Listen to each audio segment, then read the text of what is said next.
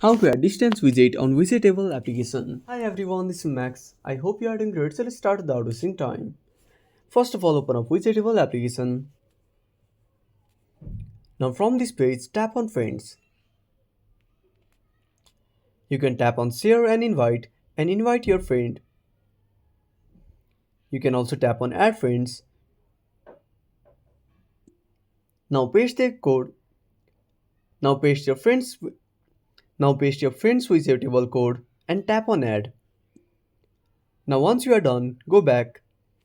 Now tap on Explore and scroll down. Now here you will find an Now here you can find distance widget. Tap on it. Now give location permissions. Now tap on select a friend.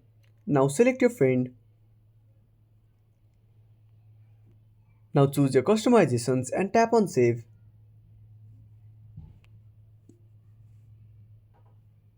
Now tap on add and that's it. If you found this video helpful, smash that like button and subscribe our channel for more awesome content. Have a burning question about a specific topic? Drop down a comment below. This is Max signing off until next time.